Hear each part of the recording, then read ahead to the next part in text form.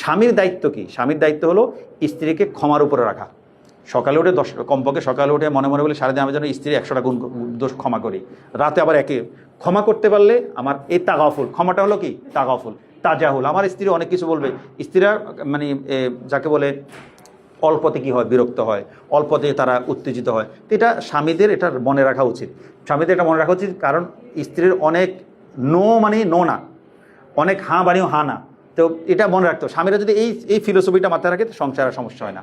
কারণ স্ত্রীর অনেক কথা স্ত্রী কী বলে, শুধু মনের আবেগ প্রকাশ করার জন্য বলে। তো স্বামীরা যদি একটু ধৈর্য ধরে শুনে, একটু সব বেশি না, 3-4 মিনিট যদি চুপ থাকে, স্বামী স্ত্রী যাই বলুক, স্ত্রীর হলো রাতে শুতে গেলে অনেক কষ্টের কথা বলবে, তো স্বামী বলে আর সারাদিন বাইরে কষ্ট করে আবার মাথার কাছে ফেন ফেন। তো স্বামীর দায়িত্ব হলো এই সময়টা একটু ধৈর্য ধরে একটু সময়। কারণ স্ত্রী কেন বলে, স্ত্রীরা বলে কেন বলে মানে হলো তার বলার জায়গা নাই। তো শাশুড়িকে বলবে, শাশুড়িকে বলে তো কেমত হয়ে যাবে, মাকে বলে বা বড় বোনকে বলে, তো কিন্তু ঘরে নিজের একান্ত আপন কাকে বলবে? স্বামীকেই তো বলবে। তো স্বামী যদি একটু ধৈর্য ধরে, স্বামী এবং স্ত্রীর মধ্যে দুইটা পার্থক্য। স্বামীর পুরুষের হলো পুরুষরা কী করে, সংক্ষেপে আলোচনা সারতে চায়, আর নারীদের বৈশিষ্ট্য হলো আলোচনাটা লম্বা করতে চায়। যেমন এটা হলো নারীদের বৈশিষ্ট্য। এই দুইটা পয়েন্ট যদি স্বামী স্ত্রী দুজনে মনে রাখে, তাহলে সংসার সমস্যা হয় না। কারণ স্ত্রী একটু ডিটেলস বলতে চাই, আমি আজকে একদম খুঁটিনাটি, একদম আমি আজকে আমার একটা মুরগির বাচ্চা হয়েছে, মুরগির ছানা হয়েছে, কি বাচ্চা কয়টা দিয়েছে, বিস্তারিত। আর স্বামী বলে যে এত কথা বলার দরকার নেই, কয়টা বাচ্চা হয়েছে একসাথে বলে দাও, আর তো লম্বা বয়ানোর দরকার নেই। তো এই দুইটা পয়েন্ট মনে রাখবো যে স্ত্রীরা সবসময় একটু ডিটেলস বর্ণনা চায়, আর স্ত্রীদের মনে রাখা উচিত যে আমার স্বামী সংক্ষেপে আলোচনা চায়। এই দুইটা কথা মনে রাখলে অনেক সমস্যার সমাধান হয়। আর সবচেয়ে বড় কথা হলো স্ত্রীদের মনের কথা বলার জন্য, মনের আবেগ, মনের কষ্ট প্রকাশ করার এক অন্যতম ক্ষেত্র হলো স্বামী। তো স্বামীকে যখন মনের কষ্টের কথা বলে, আসলে এটা স্বামীকে নারাজ করে বলে না, স্ত্রী মনের ভাবটা হালকা করার জন্য বলে। তো স্ত্রীর একটা মনের ভার হালকা করার একটা জায়গা স্বামী। এটা স্বামীকে যদি এই পয়েন্টটা মনে রাখি, তাহলে আর সমস্যা হবে না ইনশাল্লাহ। তো এটা হলো তাগাফুল, যে সংসারের তাগাফুলটা খুব জরুরি। একদম ওরকম অনেক ঘটনা। নবীজি সাল্লাল্লাহু আলাইহি সাল্লাম একজন হয়েছে, একজন বিখ্যাত কবি ছিল আবু ইজ্জা। এই আবু ইজ্জা ছিল কোরাইশের কবি, কোরাইশের কবি বিখ্যাত। সেই বদর যুদ্ধে বন্দী হয়েছিল, কোরাইশদের পক্ষ হয়ে যুদ্ধ করতে এসেছিল, কোরাইশদের পক্ষ হয়ে মিডিয়া হয়ে। যুদ্ধে সাংবাদিকরা যায় না, তো সে কবিরা ছিল সেই কালের মিডিয়া হাউস। এখন যে আমাদের মিডিয়া হাউস আছে, বিভিন্ন পত্রপত্রিকা আছে, সেই যুগের মিডিয়া হাউস ছিল কি কবিরা। কবিদের মাধ্যমে সংবাদ প্রচার ইত্যাদি প্রচার হতো। তো কোরাইশের একটা কবিতা, আমরা এখন খেলোয়াড় হায়ার করি না, নিজের দল থেকে বিদেশ থেকে খেলোয়াড় কিনে আনি। তো আমরা তখন বিভিন্ন গোত্রের যুদ্ধে যখন যেত, নিজের কবি না থাকে বাইরের গোত্র থেকে কবিদেরকে হায়ার করে আনতো, তুমি আমাদের পক্ষে কবিতা বলো, আমার পক্ষ থেকে প্রতিপক্ষকে তোমরা আক্রমণ করো কবিতার মাধ্যমে। তো আবু ইসা কোরাইশের কবি ছিল, বদর যুদ্ধে সে আসার পর বন্দী হয়েছে।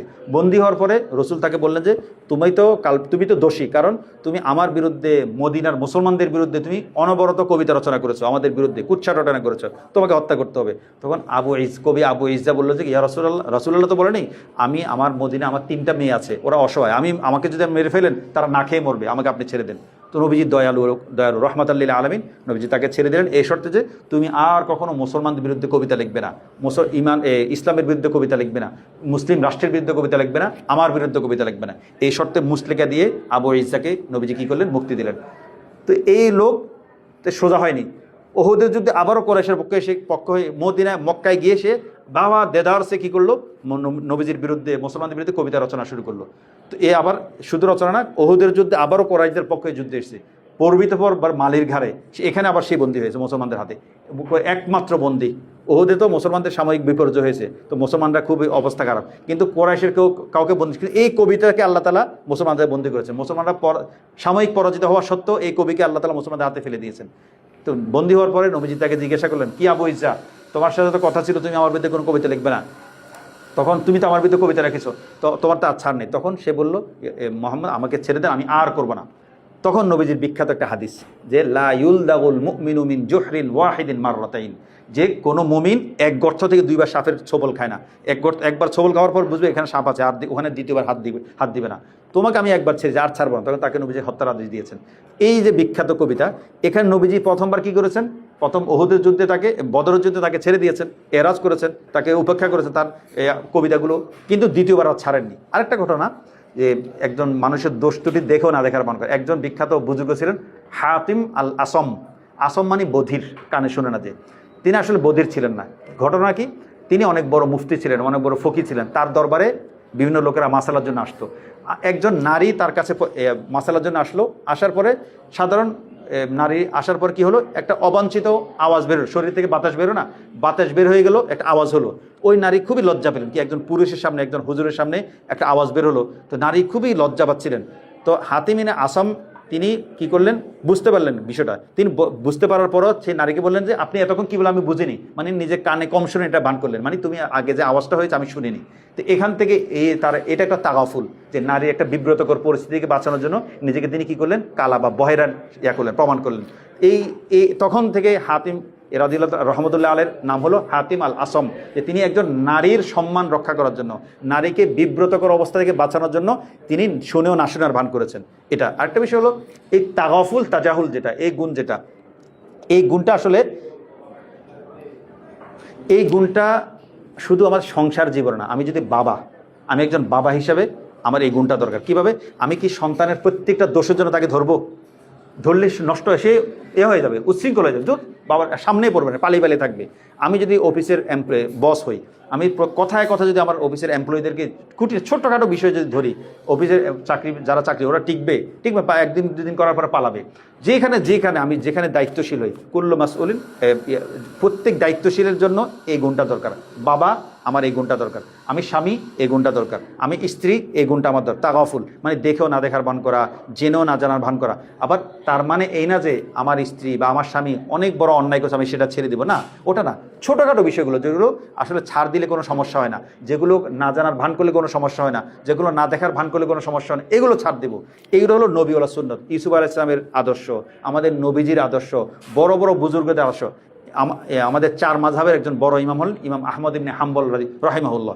তাকে প্রশ্ন করেছিল যে তাগাফুল তাজাহুল এটা কি? তিনি বলেন দিনের 10 ভাগের 9 ভাগ, দিনের 10 ভাগের 9 ভাগ হলো তাগাফুল, মানে মানুষের দোষ ত্রুটিকে উপেক্ষা করা। নবীজিকে আল্লাহ তাআলা বারবার পরামর্শ দিয়েছেন, ইয়া রাসূলুল্লাহ আরিদ আনিল জাহিলিন, যারা জাহেল তাদের কথাবার্তা আপনি ভ্রুক্ষেপ করবেন না, তারা অনেক কথা বলবে, তারা let them bark, let them roar, তাদেরকে আপনি ঘেউ ঘেউ করতে দেন, আপনি তাদের কথা শুনবেন না, আপনি উপেক্ষা করে আপনার দাওয়াত চালিয়ে যান, আপনি আপনার কাজ করুন। আপনি যদি তাদের কাজে জবাব দিতে যান তাহলে আপনার কাজে ব্যাঘাত হবে, আপনার ইসলামের দাওয়াতে ব্যাহত হবে। আর স্ত্রীর সমস্ত কাজে যদি আমি ভুল ধরি তাহলে সংসার টিকবে না।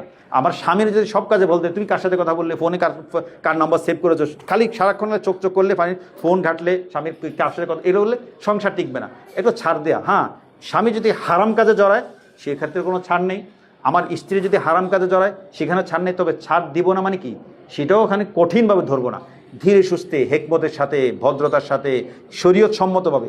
আমি নিজে যদি স্ত্রী ভুল করার পর লাঠি নিয়ে দাঁড়িয়ে যাই, এটা কেন করলে, সংসার টিকবে না।